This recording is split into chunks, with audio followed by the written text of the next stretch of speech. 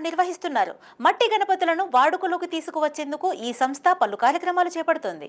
ఇందులో భాగంగా కరీంనగర్లోని కమాన్ వద్ద మన గణపతి మట్టి గణపతే అనే నినాదంతో ముద్రించిన వాల్ పోస్టర్లను ప్రముఖ వైద్యులు రఘురామన్ చేతుల మీదుగా ఆవిష్కరించారు. సంస్థ వ్యవస్థాపకులు దనపురి సాగర్ ఆధ్వర్యంలో ఈ కార్యక్రమం జరిగింది. ప్లాస్టర్ ఆఫ్ ప్యారిస్ తో తయారు చేసిన విగ్రహాలను నెలకొల్పి వాటిని నిమజ్జనం చేయడం ద్వారా కాలుష్యాన్ని అరికట్టవచ్చని దనపురి సాగర్ అన్నారు. మట్టితో తయారు చేసిన విగ్రహాలని పూజించాలని కోరారు.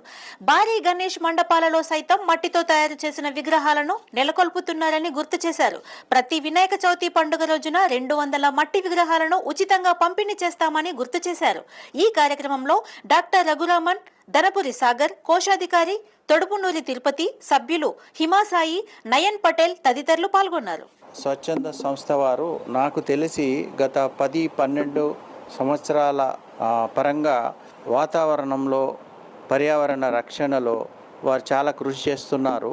ప్రతి సంవత్సరం కూడా ప్లాస్టిక్కి వ్యతిరేకంగా ఎన్నో సందర్భాల్లో వారు సమాజానికి ఎడ్యుకేట్ చేయడానికి ప్రయత్నం చేస్తున్నారు.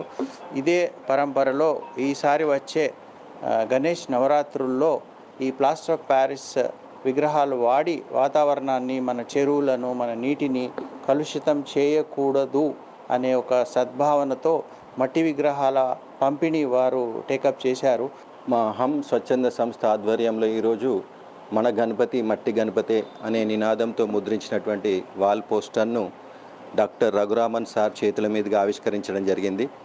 గత 10 సంవత్సరాల నుంచి మా సంస్థ తరఫున ఈ మట్టి గణపతుల పంపిణీ కార్యక్రమం చేయడం జరుగుతుంది.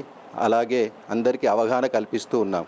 సో నేను మా సంస్థ తరఫున ప్రతి ఒక్కరిని రిక్వెస్ట్ చేస్తున్నాను, మనం అందరం మట్టి గణపతులనే వాడదాం, పర్యావరణాన్ని రక్షిస్తాం.